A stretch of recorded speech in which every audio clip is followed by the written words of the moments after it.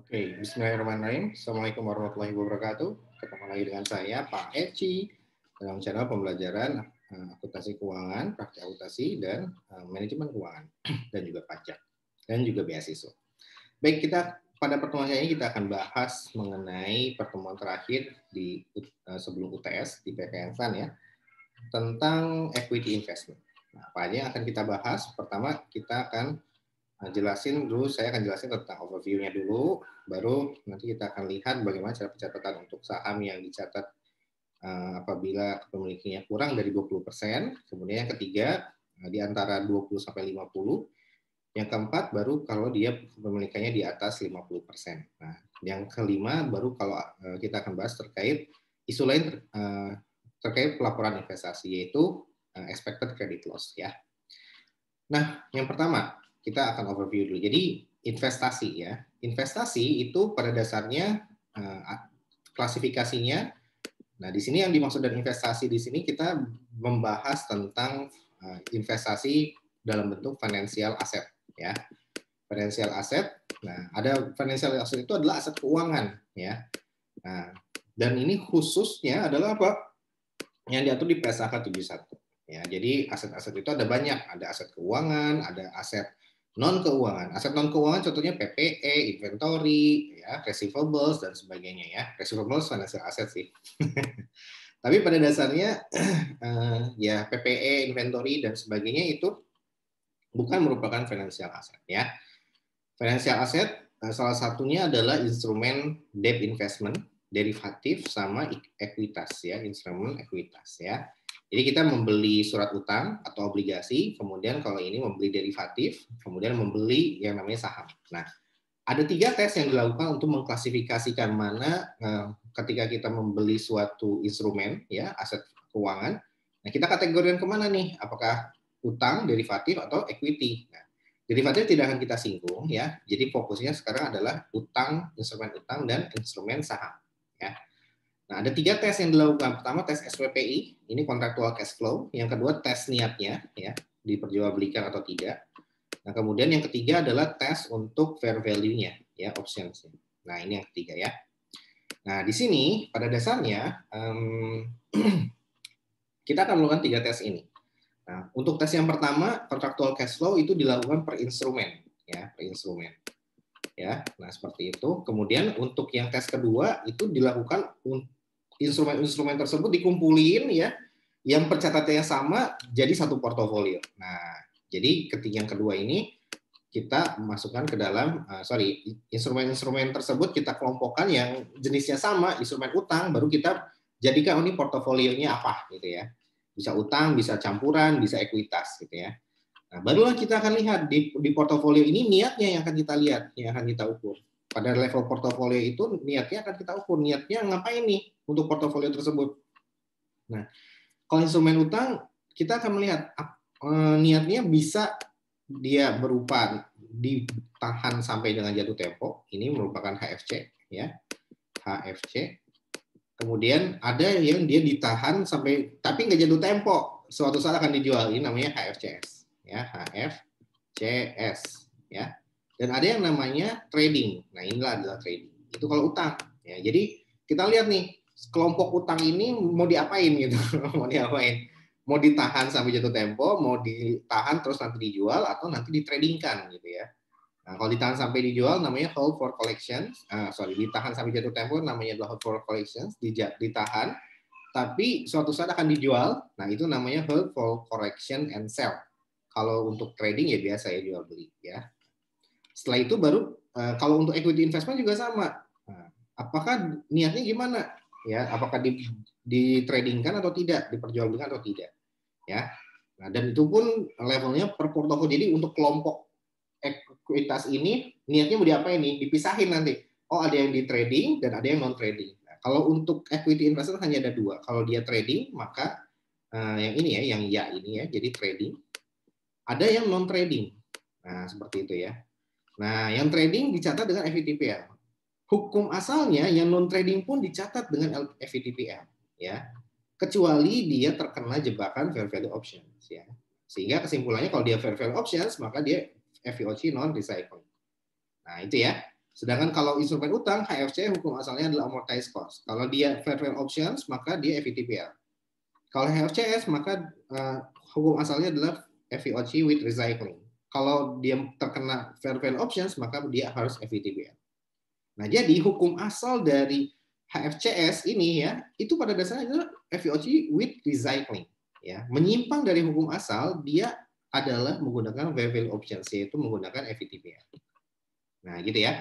Nah, sekarang kebalikannya kalau equity investment. Equity investment, kalaupun non-trading, baik trading maupun non-trading, hukum asalnya menggunakan FVTPL.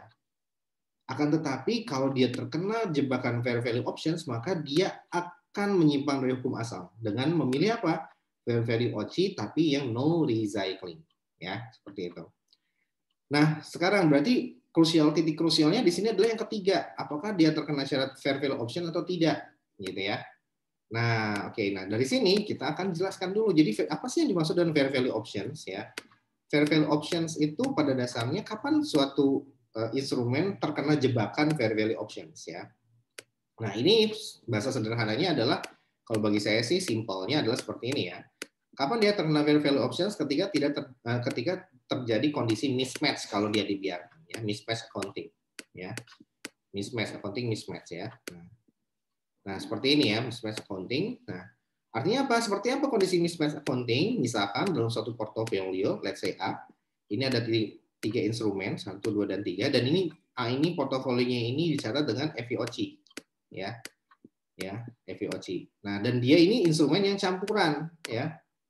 Ya, ada yang ekuitas dan ada juga si saham. Nah, misalkan yang pertama ini HFCS ya. Hold for collection and sell. Misalkan ini adalah SUN, ya 10 tahun. Nah, seperti itu. Kemudian yang kedua, maka udah pasti FVOC, tapi yang recycling, ya, recycling. Nah, kalau yang kedua, misalkan dia beli HFCS, ya, dia membeli obligasinya, bonds-nya apa? Bonds-nya si PLN, misalkan seperti itu ya. Atau Indosat ya, Indosat. Ataupun apalah yang lain terserah ya. Jadi ya satu obligasi negara, satu lagi obligasi korporasi gitu ya. Nah, ini pun sama dengan recycling juga dan FVOC ya. Nah, yang ketiga, misalkan kita mau memasukkan saham, misalkan MCAS ya, saham MCAS yang sedang digoreng ya. Sedang digoreng atau sahamnya BRMS misalkan ya. Ya, yang suka digoreng juga ya. Nah, biasanya seperti ini komponennya. Jadi disatukan antara yang high risk dengan yang low risk. Yang low risk itu kan yang ini nih ya, yang apa namanya, yang si instrumen utang. Ini yang low risk ya. Nah, PLN itu ratingnya juga bagus ya. Rating bonds-nya itu adalah triple A atau dia rating tertinggi. Artinya dia amanah dalam melunasi hutangnya, selalu tepat waktu. Misal seperti itu ya. Nah, kalau yang MCAS ini high risk ya. Sehingga apa? High risk high return, tetapi high risk juga high loss juga gitu ya kalau misalkan terjadi loss ya. Nah, seperti itu. Nah, sehingga untuk meminimalisir tingkat kerugian yang berasal dari instrumen saham yang high risk ini, dia diturunin dengan apa? Dengan instrumen yang low risk berupa obligasi ya. Nah, biasanya kalau kayak gitu, maka ini yang non trading ya, non trading. Nah, non trading. Nah, pada dasarnya non trading itu kan FVTPL ya. Hanya saja karena keumuman dalam portofolio ini seluruhnya digunakan FVOC, maka dia mau nggak mau harus ngikut ke FVOC ya. Tapi FVOC yang dipilih adalah yang no recycling ya, no recycling. Nah, inilah kondisi yang menyebabkan mismatch accounting. Kalau dia tetap dibiarkan dengan cara FVTPL, nggak matching nih antara dalam satu portofolio ini ya. Ada berbeda-beda, ada FVOC, ada FVTPL ya. Nah, agar tidak mismatch, maka dia harus menggunakan apa? Harus mau tidak mau ngikut menggunakan FVOC. Nah, gitu ya. Nah, itulah accounting mismatch. Nah, sekarang di sini pada dasarnya fair value accounting itu hanya dilakukan terhadap si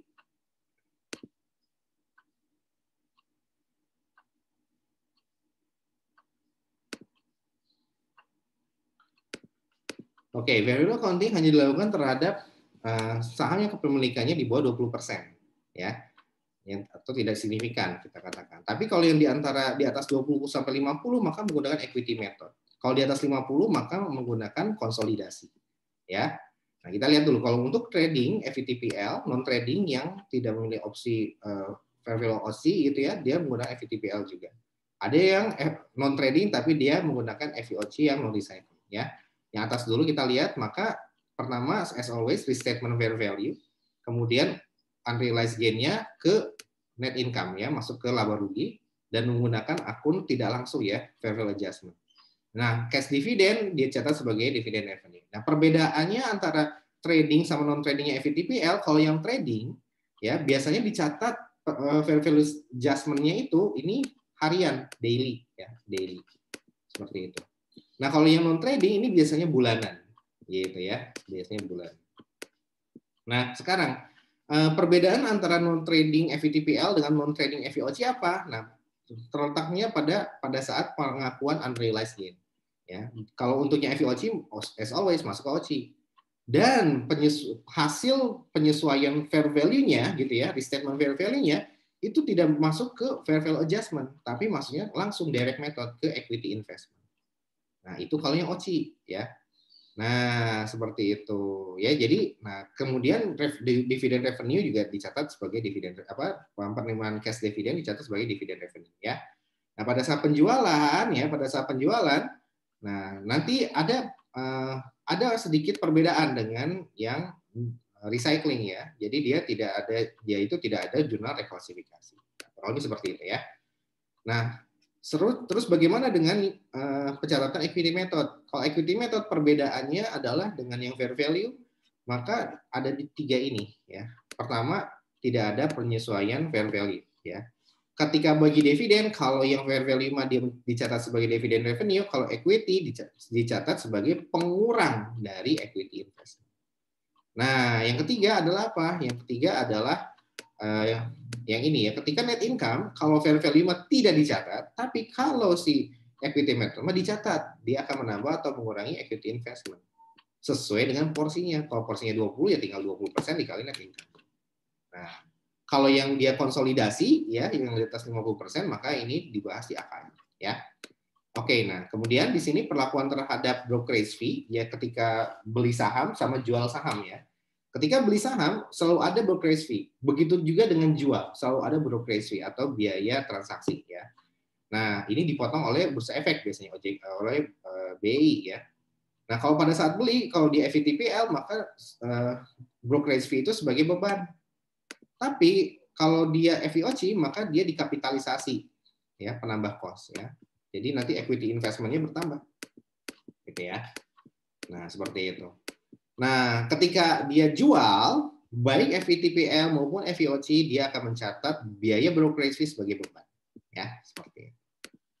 Nah, jadi ketika restatement, ada yang bulanan, ada yang harian tiap sore hari. Nah, ini biasanya yang menggunakan trading ya, harian. Tapi kalau yang non-trading biasanya bulan.